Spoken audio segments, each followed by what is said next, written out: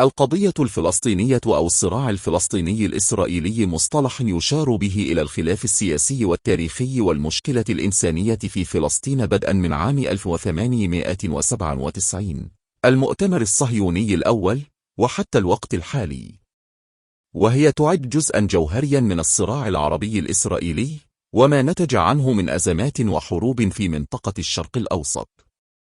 يرتبط هذا النزاع بشكل جذري بنشوء الصهيونية والهجرة اليهودية إلى فلسطين والاستيطان فيها، ودور الدول العظمى في أحداث المنطقة. كما تتمحور القضية الفلسطينية حول قضية اللاجئين الفلسطينيين وشرعية دولة إسرائيل واحتلالها للأراضي الفلسطينية بعدة مراحل، وما نتج عن ذلك من ارتكابها للمجازر بحق الفلسطينيين وعمليات المقاومة ضد الدولة العبرية، وصدور قرارات كثيرة للأمم المتحدة كان بعضها تاريخيا كالقرار رقم 194 والقرار رقم 242. يعتبر هذا النزاع من قبل الكثير من المحللين والسياسيين القضية المركزية في الصراع العربي الإسرائيلي وسبب أزمة هذه المنطقة وتوترها. بالرغم من أن هذا النزاع يحدث ضمن منطقة جغرافية صغيرة نسبيا، إلا أنه يحظى باهتمام سياسي وإعلامي كبير نظرا لتورط العديد من الأطراف الدولية فيه، وغالبا ما تكون الدول العظمى في العالم منخرطة فيها نظرا لتمركزها في منطقة حساسة منال عالم، وارتبطها بقضايا إشكالية تشكل ذروة أزمات لعالم لمعصر مثل للصراع بين الشرق والغرب، علاقة الأديان اليهودية والمسيحية والإسلام فيما بينها، علاقات العرب مع الغرب وأهمية للنفط العربي للدول الغربيت، أهمية وحساسية القضية اليهودية في الحضارة الغربيت خصوصا بعدال الحرب العالمية الثانية والهولوكوست اليهودي، وقضايا معاداة السامية وقوى ضغط اللوبيات اليهودية في العالم الغربي. على الصعيد العربي يعد الكثير من المفكرين والمنظرين العرب وحتى السياسيين أن قضية النزاع الفلسطيني الإسرائيلي هي القضية والأزمة المركزية في المنطقة، وكثيرا ما يربطها بعض المفكرين بقضايا النهضة العربية وقضايا الأنظمة الشمولية وضعف الديمقراطية في الوطن العربي.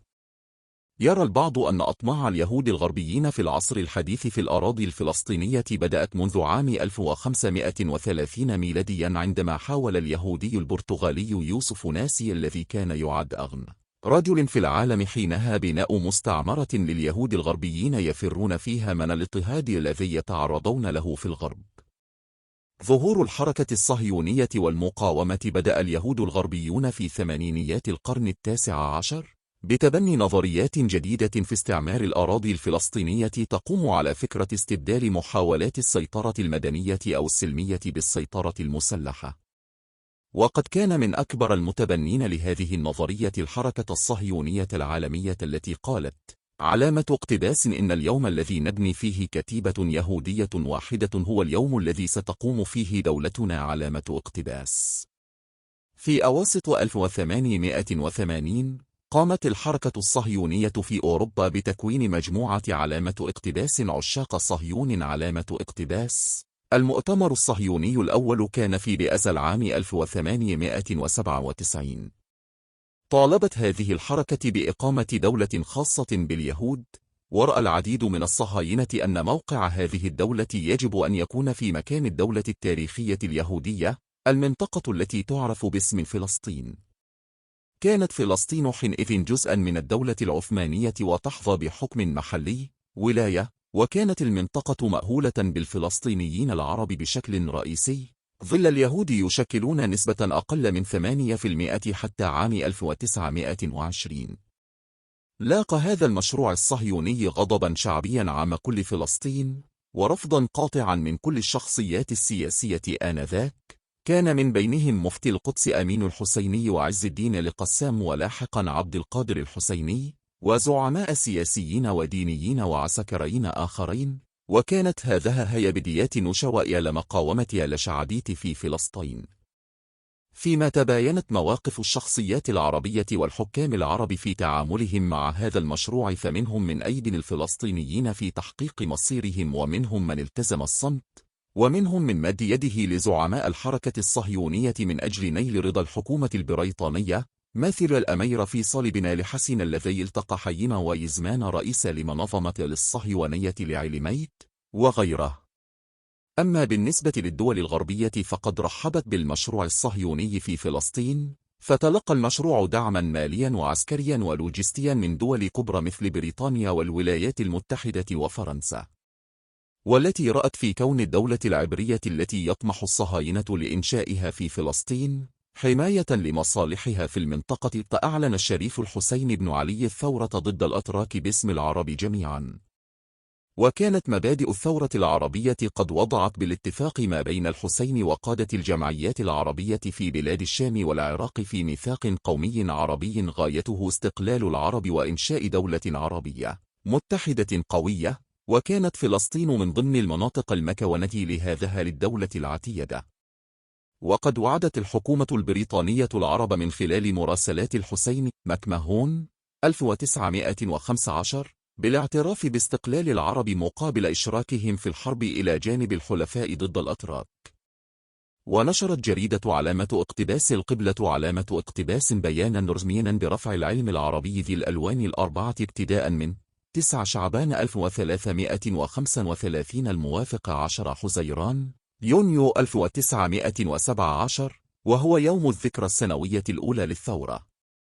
إلا أن بريطانيا نقضت عهدها للعرب، وتمت المصادقة على اتفاقية سايكس بيكو، ومن ثم وعد بلفور لتكريس الوجود الصهيوني في فلسطين وفصل الأخيرة عن محيطها العربي.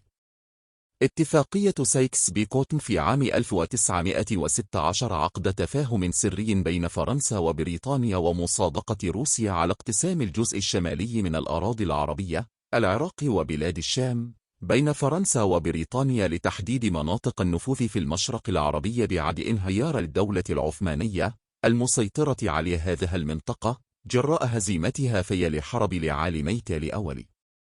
تقرر أن تقع المنطقة التي اقتطعت فيما بعد من جنوب سوريا وعرفت بفلسطين تحت إدارة دولية عدا صحراء النقب يتم الاتفاق عليها بالتشاور بين بريطانيا وفرنسا وروسيا.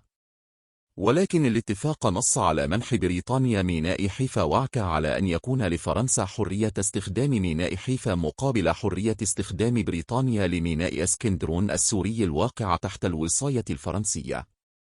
لاحقا، وتخفيفا للإحراج الذي أصيب به الفرنسيون والبريطانيون بعد كشف هذه الاتفاقية ووعد بلفور، صدر كتاب تشرشل الأبيض سنة 1922 ليوضح بلهجة مخففة أغراض السيطرة البريطانية على فلسطين.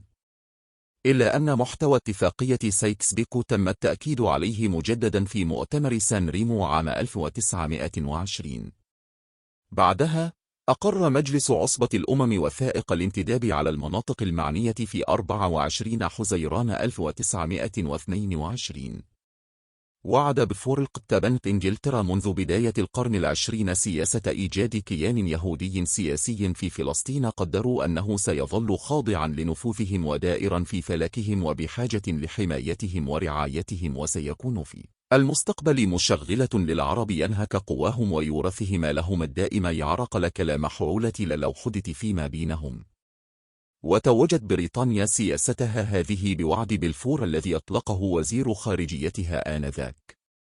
كانت هناك مصالح مشتركة ذات بعد استراتيجي، ففي الأساس كانت بريطانيا قلقة من هجرة يهود روسيا وأوروبا الشرقية الذين كانوا يتعرضون للاضطهاد، فوجدت أن لها مصلحة في توظيف هذه العملية في برنامج توسعها في الشرق الأوسط، فحولت قوافل المهاجرين إلى فلسطين بعد صدور الوعد، وقامت بتوفير الحماية لهم والمساعدة اللازمة. فما كان من وزير خارجية إنجلترا آرثر جيمس بلفور إلا أن أصدر وعدا باسم ملك بريطانيا لزعماء الحركة الصهيونية في 2 نوفمبر عام 1917 بتأسيس وطن قومي لليهود على أرض فلسطين. لقي هذا الإعلان معارضة العرب الذين خدعتهم بريطانيا عندما وعدتهم بالاستقلال إذا وقف العرب بجانبها ضد العثمانيين انطفي 3/1/19 وقعت اتفاقية فيصل ويزمان من قبل الأمير فيصل بن الشريف حسين مع حييم ويزمان رئيس لمنظمة الصهيونية لعالميت في مؤتمر بريسل الإسلام سنة 1909. 10 ميلاديا يعطي بها لليهود تسهيلات في إنشاء طن في فلسطين والإقرار بوعد بلفور.